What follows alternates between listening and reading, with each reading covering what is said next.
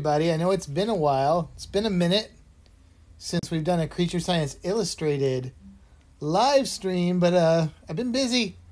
I've been really busy. Gonna try and get back into it tonight. Yes, okay, it is working. It's working! Live stream. Whoa, okay. That was crazy.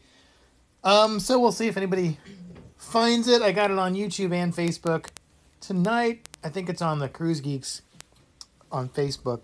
And the subject of today is the cruise creature from episode 58, the sloth.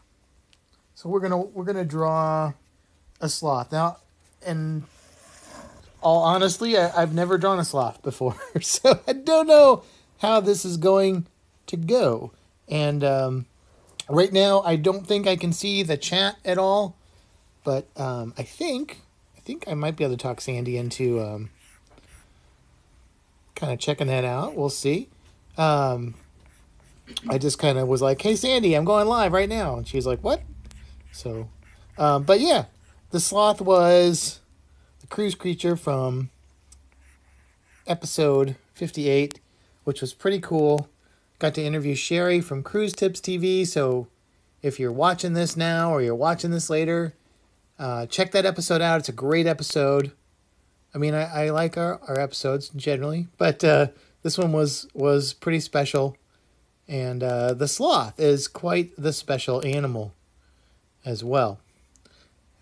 Hang with me a second. I'm just changing something here on my phone, just so I have to look at a reference because, you know, I don't know sloths well enough to just draw them from memory. So I'm looking at a reference, and yeah, drawing the sloth. And I'm going to do just kind of a fun, cute sloth as well. So here we go. I don't know why, but it just seems appropriate to start with the nose of the sloth, because they have very distinct noses. By the way, I'm doing one of the three-toed sloth species, not a two-toed sloth.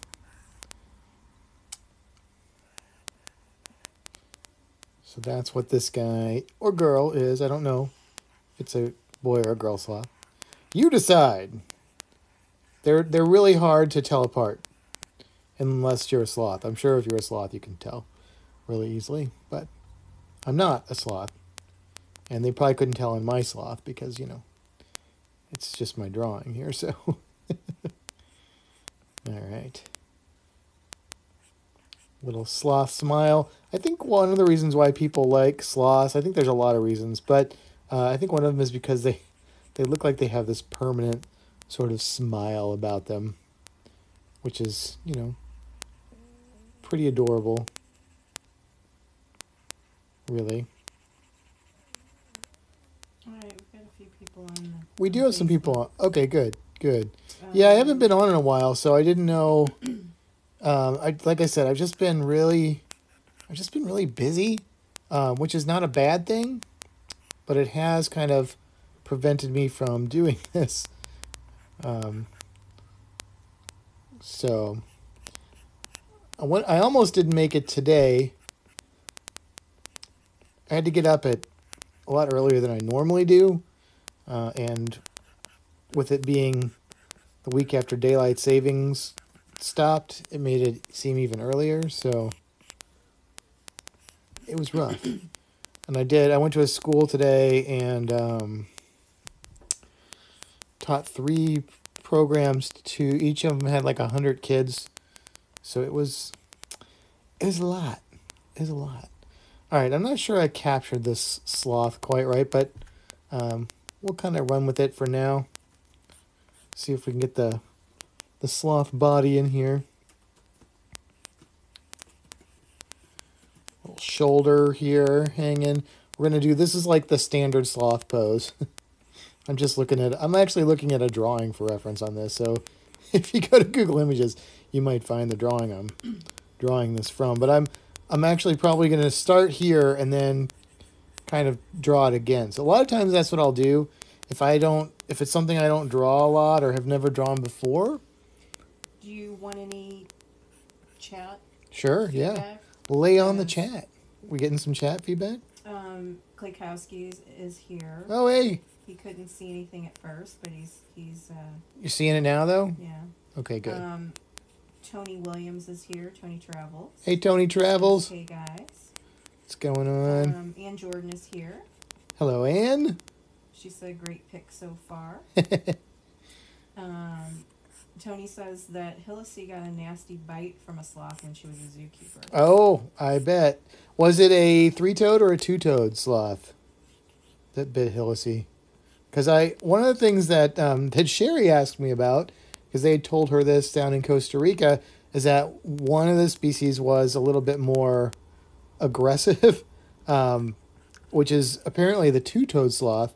But, I mean, both of them I'm sure can be aggressive under certain situations. Or sometimes animals bite and it's not that they're being aggressive. They're just, just being animals. That can happen as well. BJ Reed says, hey, y'all. Hey, BJ. Tony says 2-toed. 2-toed. Okay, well, then that fits into that. I've been bitten by a lot of things, but I have not been bitten by a sloth. These eyes are wrong. Something about these eyes are really not right. I'm not capturing the sloth eyes correctly. It's frustrating. Okay, Nancy was on YouTube, but she came over to Facebook land. Okay. That's good. Either way. Joe and Emily are on YouTube. Hey, guys. Joe and Emily. All right. Anne says she can only draw stick people. Well, just draw a stick sloth, Anne. If you're drawing stick people, stick sloth isn't too much different. And look, and then you just add the meat to it, and then you got yourself the full deal. Now, I'm really not happy with the face of my sloth. I think the body's okay, but I'm going to erase the face and try this again because just not feeling that sloth face at all. So they have sort of a strange head. If you haven't listened to the episode, I don't want to, spoil too much of it, but sloths are interesting creatures for a lot of reasons, and one of them is that the 3-toed sloth has extra neck vertebrae. So most mammals, whether you're a giraffe or a mouse, have 7 neck vertebrae. And sloths technically have 7, but some of their vertebrae that would normally be attached to ribs lost the ribs. So they have those, and it's kind of like they have more vertebrae. But that allows them to turn their head 270 degrees or 60 degrees or something like that. So pretty interesting. All right. Hey, I don't know if anybody that's watching is close to the St. Petersburg area, but if you are, Griffin, Alyssa, and Sandy and myself are going to be doing a meetup this weekend on Saturday at 2 p.m. at a local brewery. And even if you don't drink, you can still come hang out and just, have some good conversation. I know Anne should come over, just cross the pond, Anne. Melody Wolf has joined us. Oh, hey, Melody. But yeah, if anybody is in the area or going to be in the area this weekend, it was kind of a last minute thing. We just made those plans about a week ago or so. A couple weeks ago. It's been a couple weeks. Couple weeks, yeah. Couple weeks. Now we're also going to try and do another meetup. Just this one is really to celebrate the Griffin and Alyssa hitting 10,000 subscribers. But by the time we get to this, they'll probably be at 15. But and also a little bit to celebrate the Cruise Geeks YouTube channel hitting 1,500 subscribers, which I very much appreciate. But the Degenerate Cruisers and I are trying to do another meetup that's going to be later on, and it'll be in Orlando, a little more centralized area, and hopefully a lot of people will be able to show up for that as well. All right, there's our first attempt at a sloth. Now I'm going to let me find a different reference photo here and try this again. By the way, I will go till 8:30 to let people get off of here to go over to La Lita Loca. I also noticed Josh Hokum is doing a live stream tonight at 8:30. I don't know how far it's going to go. I may pop over there for a minute and just say hey, and then I'll be going over to La Lita Loca. Melody says maybe I will drop by. That'd be awesome, Melody. You should do that. For sure. And says, congrats, Griff and Alyssa. Well done. Congrats, Matt and Sandy. Well, thank you. Thank you guys for the support. And, I mean, we just love that people like watching the content and everything. It's, it's really cool. And just getting to meet people is really awesome. That's really what we love about doing this. So thank you guys is what I would say. Thank you guys so much. Nancy wants to be back in Florida. Nancy, you should come back to Florida permanently. You guys should just move down here. I mean, what's holding you back? All right, I got another sloth picture. This is an actual photograph I'm going to draw from. This time, you can see I did the live stream on this page before. This one's just a head that I found. If I can get it to open up big. Whoa, that was too big. And let me see if I can just kind of capture it here. Another thing I do when I'm drawing a lot of times is, and this is what I guess people would probably say you should do, although I don't like to say anything's a should in art, but there are processes and stuff that tend to work better for most people in most situations. So and that is to kind of capture a very loose sketch of what you're trying to render before you go in with a lot of like detail and stuff like that. So that's what I'm doing here.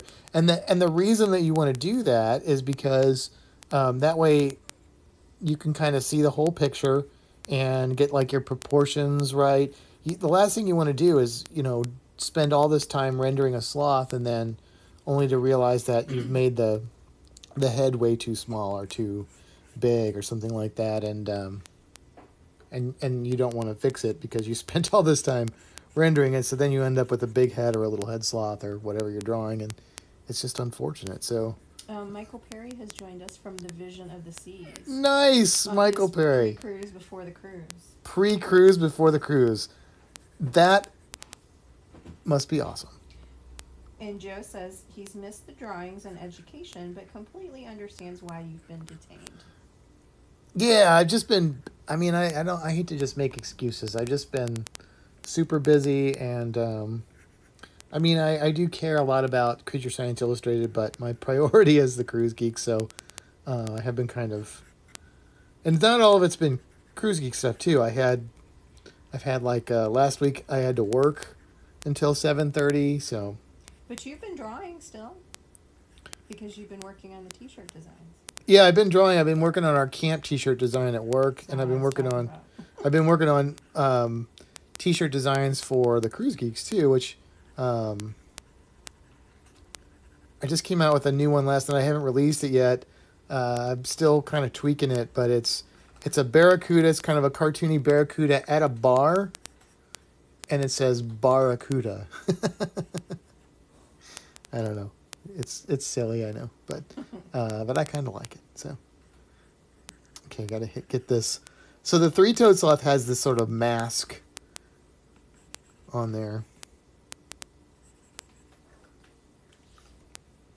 Is Tony Travel still on there? I don't know. Tony, you're still on there? I I wonder.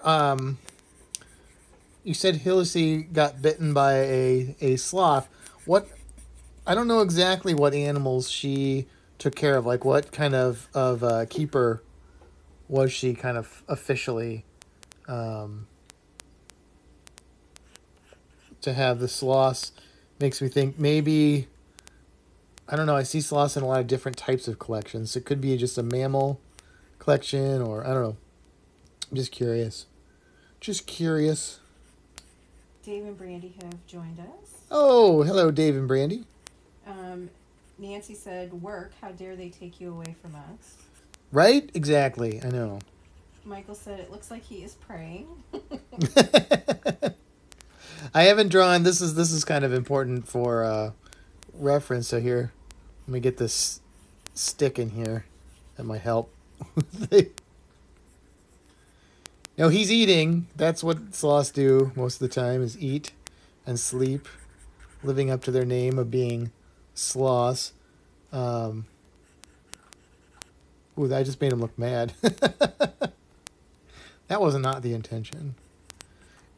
Now, what I notice is he still doesn't look quite right, and some of that might be the shading, or I might have missed something a little bit. I think it might be the shading, because there's like a look. There's a look to sloths.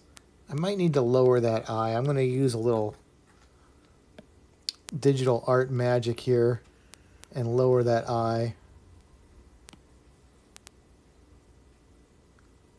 Yeah, I think that's it. Bring that in a little bit. That helped. That's part of it right there.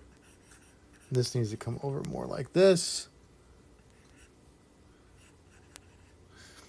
So if you haven't seen the episode yet, like I said, I don't want to spoil it too much, but I just got to talk about sloths because they're such crazy animals. So they have algae that grows on their fur, and that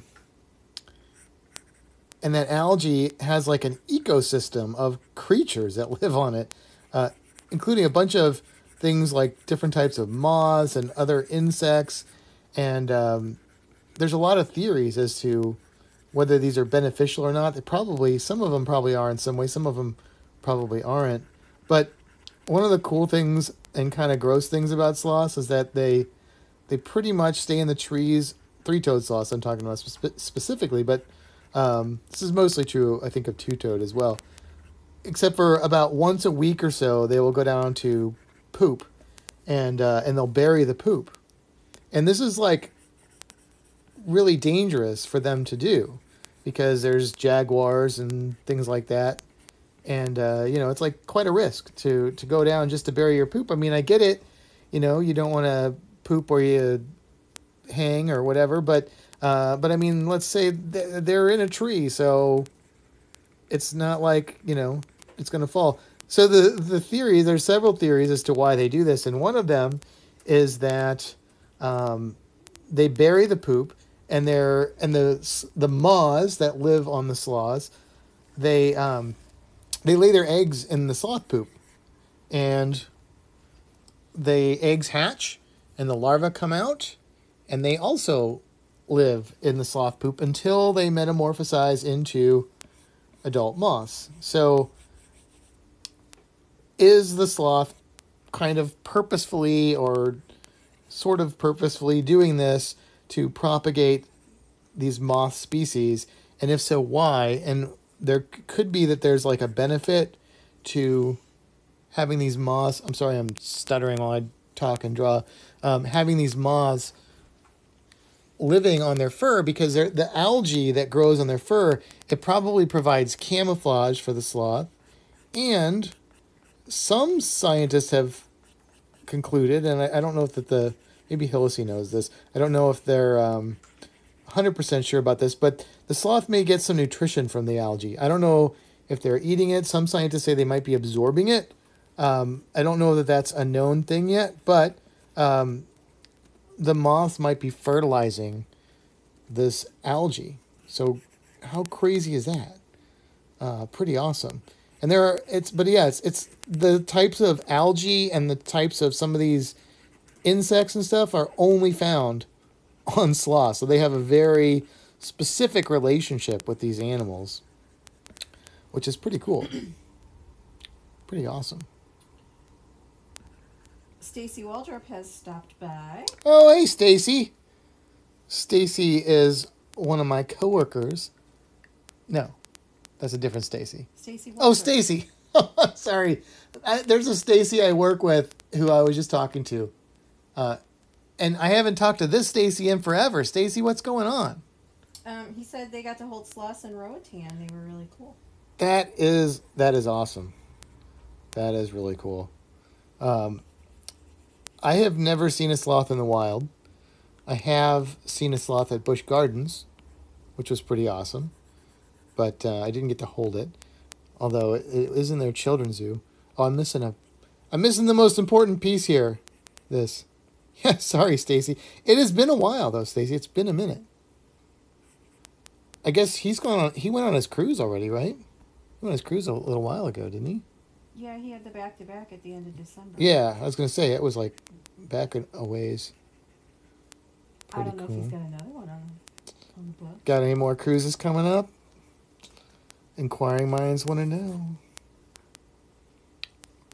I still feel like I haven't quite captured this sloth super accurately, but, for a little rough sketch, it's okay. So if I was going to do this, like say this was the t-shirt design I was working on. It's not. I mean, not at this point, but I would do several of these like studies. This would be like what I would consider like a study, so that I could make my mistakes and sort of look at the animal and see what's working and what's not working. All these little things like the direction of the fur. Sloth fur is weird. It grows like in a different direction than the fur of most mammals, which probably has to do with the way that they hang out and stuff. But yeah, all those things can help then when you go to draw, and they improve your overall drawing. It's not terrible. Something ain't right. I think the neck needs to be longer. Something not right. I can't quite put my finger on it, but Nope, Stanley Hicks has joined us on Facebook. Hey, Stanley, what's going on? Stacy said the sloths in Roatan at Daniel Johnson's Monkey and Sloth Hangout are not in cages. They just hang out there, but don't seem to mind being handled. Yeah, I think that they.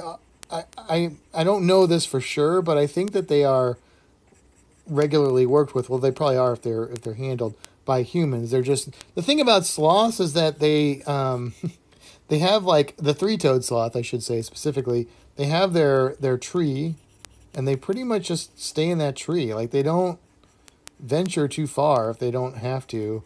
They don't have a big range. I think the two-toed sloths do venture a little bit more. They have a wider range, and so they will travel around. But the three-toed sloths, I think they pretty much stick to one spot, and that's it. One tree. And that's all they do. See, I want to kind of trying to capture this crazy hair. It's pretty cool. Pretty awesome. All right, let's see if I can find it. What time is it? 8:17. All right, see if I can find another one to draw real quick here. Yes, Stacy has another booked on the Carnival Magic for January 18th, 2020, and Carnival Breeze for January 2021. Oh, cool. That's cool. I have not been on the Magic or the Breeze. However, that is about to change. That being the Breeze is about to change because, of course, that is the group cruise, the La Lita Loca Cruise Geeks group cruise, which is coming up on April 13th. So just a little over 30 days away. Super, super excited about that.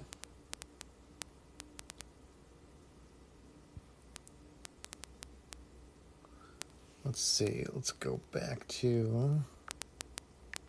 Sorry, I'm not doing anything now. I'm looking for a different style reference that I can sort of copy more or less. That's another thing.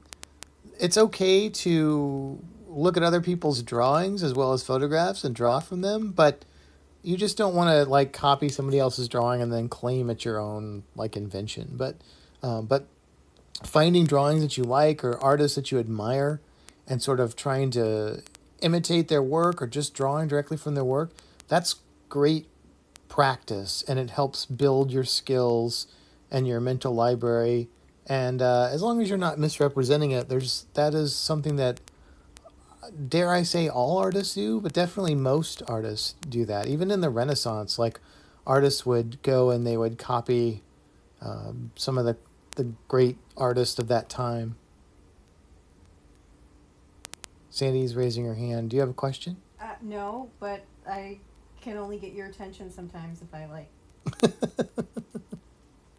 raise my hand. So Emily has a question. Okay. She said, "There's not a way to ask this without it sounding dirty, but I'm going to ask anyway. How does mating work if they are so solitary that they never leave their tree?"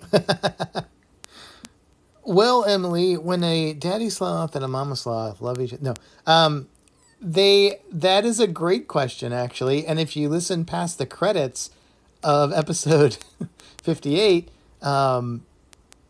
you will find out part of the mystery to that is that the females make a crazy high-pitched sound. And the males, that is one time when they will travel. And three-toed sloths are really fast swimmers. It's the only thing they do fast. And so they will hear this high-pitched call, and they will go and they will find a female and, bow chicka bow bow. And we get baby sloths. Do do do do do. So I'm just struggling to find a good reference. I'm just going to try and draw a sloth face because I just feel like I'm not nailing that. Your mama is watching. Hey, Mama Sandy. And Josh Odom has joined us as well. Oh, hey, Josh. So here's what I'm noticing about the sloth. So just trying to kind of look at some different pictures. Their head is kind of almost marshmallowy shaped, and then they have sort of wide eyes with the mask around it. Kind of goes like this. This is me just kind of thinking through this animal, and I'm just kind of doing a cartoony one here. And then their eyes are kind of sloped a little bit, like so. Their nose is big, and it's pretty high up, and it's kind of bulbous. How long does the baby stay with the mama? Emily's got a follow-up question. Oh, Emily, I don't know the answer to that question.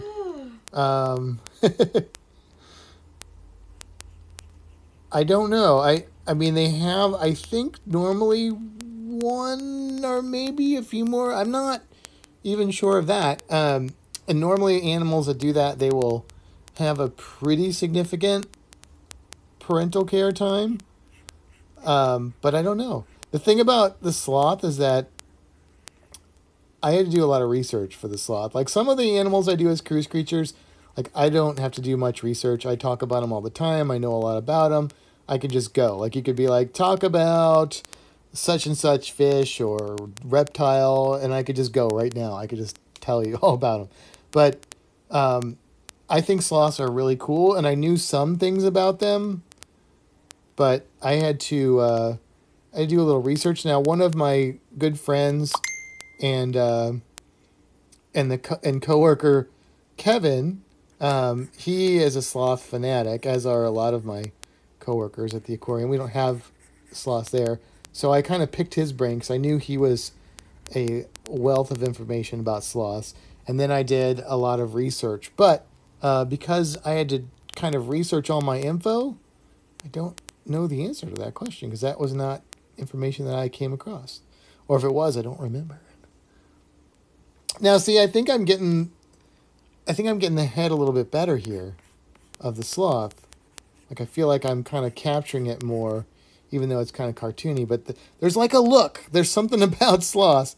There's like a certain something about them that I don't think I was quite getting right in those other two drawings. But this is what happens. So I'm kind of it's like a problem, and I'm working through it, and I'm looking at more reference, and I'm self-correcting, and I'm, if I was doing this for a project, I would be taking a break every now and then and coming back to it, and sometimes that can help you see things completely differently. Melody says that she was listening to the podcast in the car, and the sloth's really high pitch sound woke her up. See, safety first there. That's why I did that. Yeah, it's a pretty funny sound. I think the way I described it in the podcast when I was telling Sherry about it is it's the type of sound that you hear and you go, wait, that came out of a sloth? Because it's pretty intense. It's a pretty loud shriek.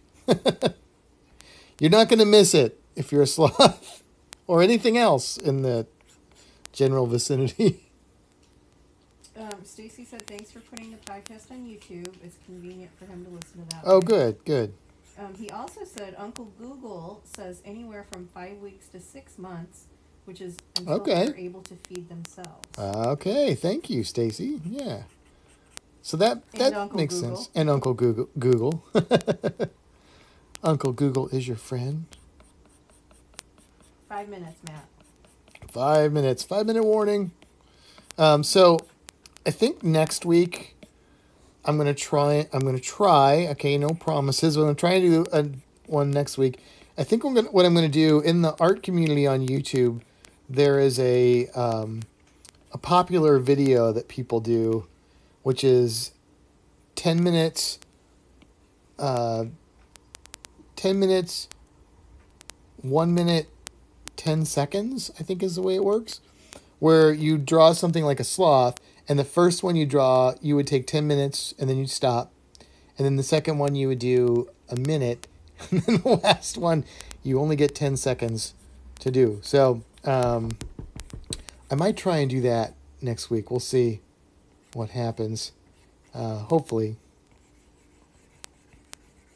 Because I think that'd be kind of fun. I don't know. If you guys have ideas, suggestions, things you'd like to see me draw on these, let me know. And I might be able to do that. Okay. Emily said they're planning to listen to the podcast Saturday on the way to Kyle's competition. Ah, okay. Sounds good.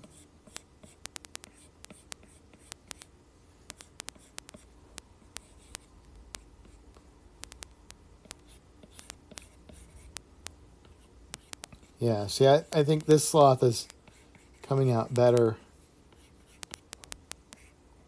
And I'm looking at the reference less, actually. Dee Marie has joined us. Dee Marie? Wait, they're not on a cruise right now? No. She said that she's here riding home from a church meeting. Love the sloth. Oh. All right.